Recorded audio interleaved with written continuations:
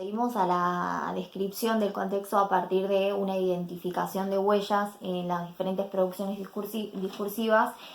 Pasamos a la caracterización del contrato de lectura. En primer lugar fue definir, ¿no?, sobre qué aspectos recabaría esta caracterización del contrato. Y bueno, con Francina lo que hicimos fue apelar por un lado a los aspectos morfológicos, a lo que respondía a las imágenes, al título, al tamaño, digamos, a la tipografía que se utilizaba, a la disposición visual de los bloques de texto, por ejemplo, y por el otro lado aspectos que hacían a las secciones, a esa forma de categorizar el pensamiento de la opinión pública que proponía y aún propone La Voz del Interior,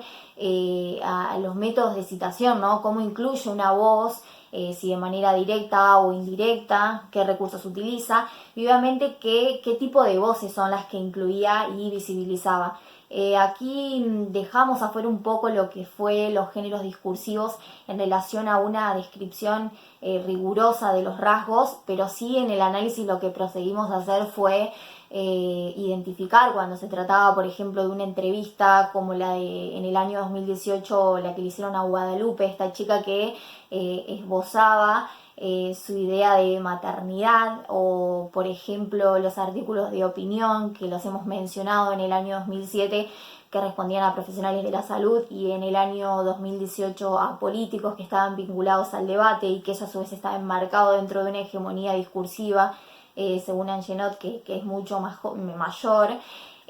Así que bueno, básicamente respondía a esa organización. Nosotros lo que hicimos en forma manual en realidad fue hacernos un cuadrito cuando abordábamos el corpus, no sé si ahí se puede observar bien,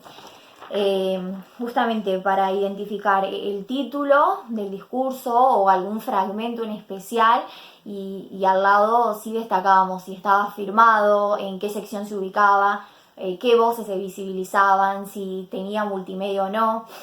Y bueno, a partir de eso fuimos elaborando. Acá surgió por ahí una dificultad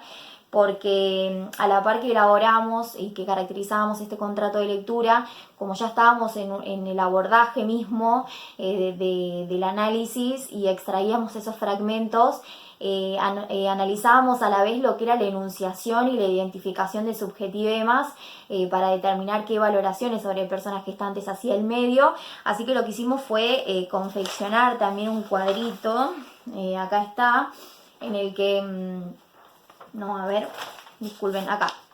Bueno, en este cuadrito lo que hacíamos justamente es poner el mismo fragmento, era una continuación del otro, y ahí identificar, por ejemplo, en qué modo se las incluía o qué tipo de subjetivemas se utilizaba. Y nos sirvió porque, bueno, unimos esos dos objetivos en el capítulo 2 para no quedar reiterativos. En un primer momento, para la parte de las valoraciones con los subjetivemas, solamente ese objetivo nos había llevado 30 páginas de desarrollo, y bueno, cuando a través de un trabajo en conjunto con los profes, ellos nos recomendaron que podíamos resolverlo de manera mancomunada, y fue más efectivo porque lo que hicimos fue identificar núcleos comunes,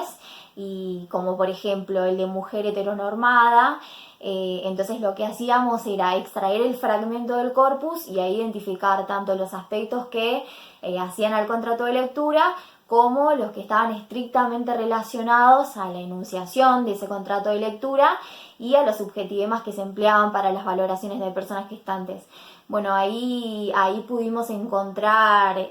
por ejemplo, continuidades como lo de mujer heteronormada que les nombré recién, o esa mirada clasista que utilizaba el diario con la dicotomía pobre-rico, ¿no? Cada vez que tenían que construir un discurso, no sé, relativo al aborto o a las pastillas del día después,